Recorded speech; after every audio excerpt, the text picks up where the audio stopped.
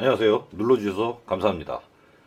지난번 영상 예고대로 주관식 답안 어떻게 쓸까 2차 시험 Q&A 시작합니다. 두 번째 질문은 2차 시험은 백지에 쓰는 논술형 주관식이죠. 객관식 시험에 익숙하신 분들이 제일 걱정이 많죠. 그죠? 보통 중개사님들이 제가 이게 나가면 여쭤보십니다. 어떻게 주관식을 써야 되는지. 공인중개사 시험은 객관식이라서 조금 걱정된다고 많이 하시는데 그때마다 말씀드리는 겁니다. 그래서 이런 질문들이 보통 올라옵니다. 2차 시험 댓글이 논술형 주관식인데 뭐 쓸 수가 없었습니다. 뭐 이런 거요. 그 다음에 얼마의 시간을 투자를 해야 되는지 이런 것들이 올라오죠. 이거는 별도 영상을 제작한다고 말씀드렸고 그에 따른 영상입니다. 자, 2차 시험이 논술형 주관식인데요. 주관식은 어떻게 대비하는가를 서술해 보겠습니다. 참고로 저는 그 옛날 나름 그냥 명문이라는 법대를 나왔고요. 죄송합니다. 자, 4년 내내 한 게 논술형 사례형 답안 쓰는 것이어서 2차 시험에 큰 두려움은 없었으니 오래된 스킬이라 생각하셔도 좋을 것 같습니다. 결론부터 말씀드리면 공부할 때 1차 시험은 개념 잡고 문제를 많이 풀어보는 게 대책입니다. 사실 문제를 많이 풀어보셔야죠. 그렇지 않으면은, 자기는 되게 많이 알고 있는데 시험에서 실패하는 경우가 생깁니다. 그래서 개념은 잡으시고, 그 다음에 문제를 많이 풀어보셔야 됩니다. 자, 2차는 그럼 어떻게 하느냐. 자, 2차는 1차와 완전히 다르죠. 내가 저런 문제가 한 줄로 나오면 무엇을 쓸까를 대비해야 됩니다. 너무 추상적이죠. 보겠습니다. 자, 객관식과의 차이점은 객관식 대 주관식 시험. 일단 비슷한 문제를 가지고 비교해 보시면 조금 더 쉽게 알 수 있으실 겁니다. 자, 일단 객관식 시험은 다 답을 주죠. 문제도 있고 선지도 5개도 주고 그 중에서 답이 있으니 아예 깜깜하진 않죠. 틀리는 것과 무관하게 깜깜하진 않죠. 물론 뭐 틀립니다. 틀리기는. 그런데 아예 깜깜하진 않죠. 자, 무슨 얘기냐.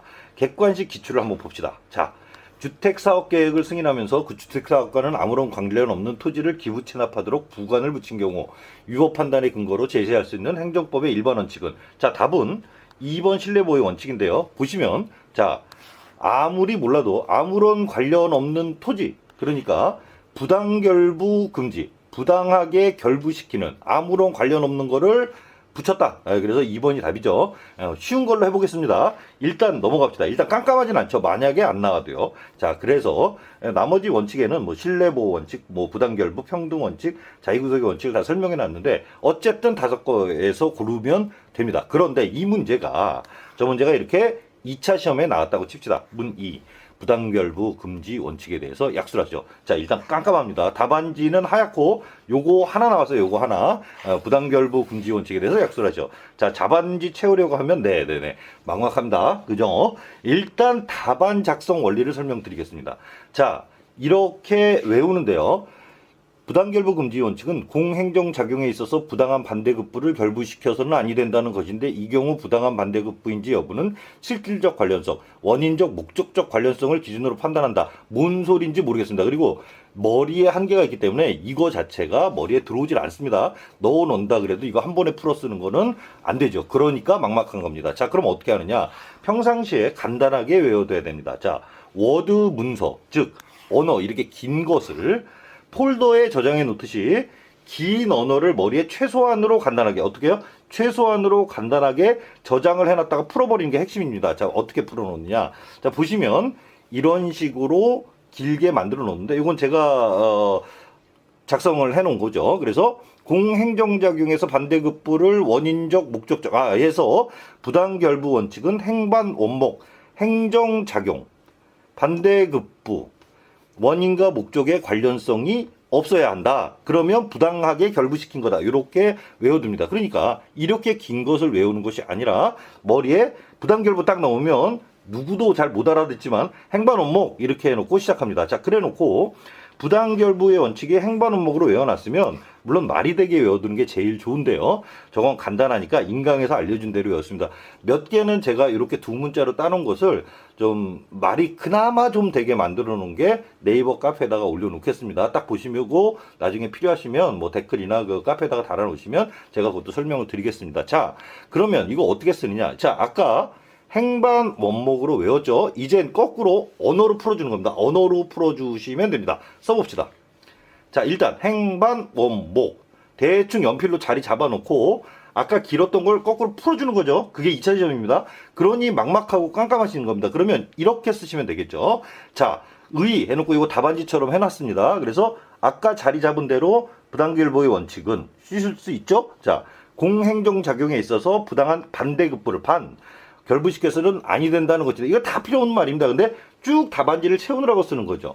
이 경우 부당한 반대급부인지 여부는 실질적 관련성, 자, 원인적 목적적 관련성을 기준으로 판단한다. 실질적 관련성 안 써도 되고, 부당한 반대급부는 원인과 목적을 기준으로 판단한다. 이렇게 해놓고, 판례 법조항은 대충 외워놓던 거를 쭉 써줍니다. 예. 평상시에 공부해 놓으시면 되겠죠. 자, 이렇게 풀어놓으면 일단 막막하거나 깜깜하진 않습니다. 간단하게 만들어놨죠. 자, 그래서 쓰세요. 그 다음에 판례 법정문 외운 거 있으면 쓰시면 이걸로 끝나게 되는 겁니다. 자, 이런 것들이 어떻게 되어지느냐. 저 정도는 한 페이지 정도 쓰는데 글씨 크기를 크게 듬성듬성 써도 되지만 빠짐은 없어야 됩니다. 그래서 행반 원목만 들어가고 나머지는 다 언어로 풀어져 있으면 되겠죠. 그래서 두 문자가 되게 중요하게 됩니다. 일단 그래서 연필로 행반 원목 써놓고 한다름에 써버려야 하는 게 핵심입니다. 자, 슬슬 이제 감이 오시죠? 평상시 최소한으로 암기해 놓습니다. 부당결부 원칙, 행반 원목. 자, 즉 두 문자 따놓고 과목당 그런데 이게 2차 시험 4과목이죠. 한 30개에서 50개 정도 외우시면 됩니다. 자, 시험 그래놓고 일주일간 막 외우는 겁니다. 1년 내내 공부하지만 저거를 평상시에 6번, 7번 정도 간단하게 외워두면 외워집니다. 그 다음에 시험날 막 풀어 쓰시면 될 겁니다. 자, 2편에서는 요거 갖고 감이 좀 안 오실 것 같아서 제가 실제로 답안지에다가 놓고 실제 문제를 한번 써보겠습니다. 두 문자 딴 것을 한번 써보겠습니다. 자, 그러면 구독과 좋아요, 알람. 하여튼 자, 그럼 다시 봅시다. 감사합니다.